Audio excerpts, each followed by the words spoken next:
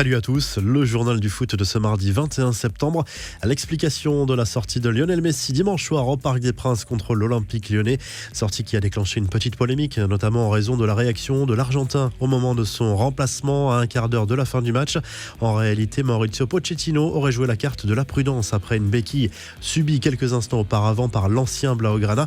On peut parler d'une incompréhension. L'entraîneur du PSG a été alerté par les petits mouvements circulaires de son joueur après ce coup. Il a ensuite demandé à Messi s'il se sentait bien et ce dernier a répondu par un signe affirmatif en levant le pouce. Sauf que Pochettino a tout de suite voulu éviter une blessure et fait sortir la star du PSG. Le meneur de jeu est resté aux soins lundi au camp des loges et sera disponible pour le déplacement à Metz mercredi en Ligue 1. La presse espagnole lance une folle rumeur sur le PSG. L'émission espagnole El Chiringuito affirme que le club parisien penserait à Zinedine Zidane en cas de départ de Mauricio Pochettino.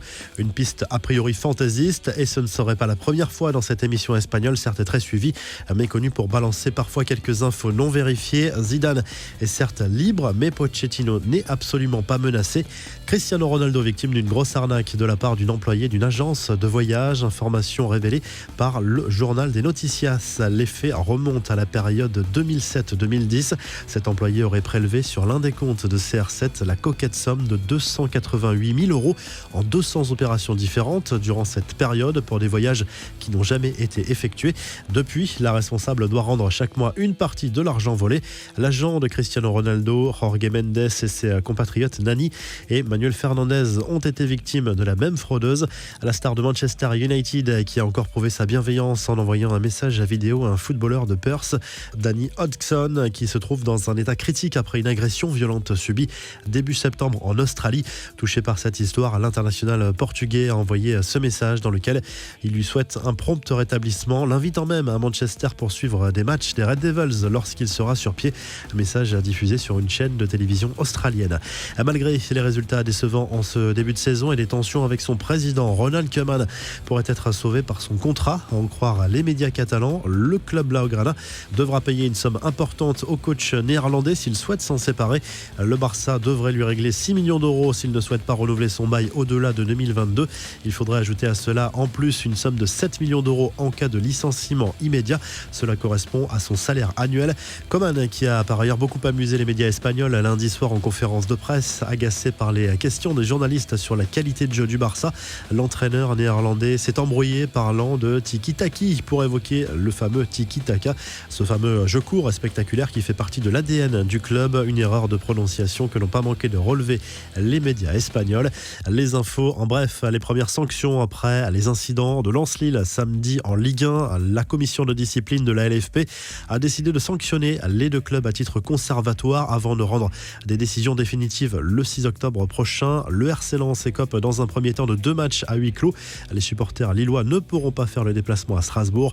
Pierre Ménès lance sa propre plateforme digitale écartée par Canal+ au début de l'été. Le journaliste s'est associé avec le groupe Reworld Media pour lancer sa plateforme Pierrot Football Club.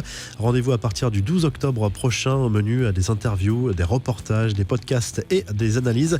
La réponse de la mère de Kylian Mbappé, accusée par un journaliste du Figaro d'avoir tenu des réunions secrètes avec des journalistes en plein Euro afin de faire passer quelques messages sur la place qu'occupait son fils dans le collectif de Didier Deschamps.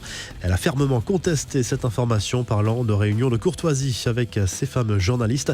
La revue de presse, le journal L'Équipe décortique la méthode Pochettino en matière de gestion de son groupe après la petite polémique sur la sortie de Lionel Messi contre Lyon dimanche soir. Le technicien argentin tente de mêler autorité et souplesse avec ses joueurs en essayant de s'adapter au cas par cas, explique le quotidien sportif.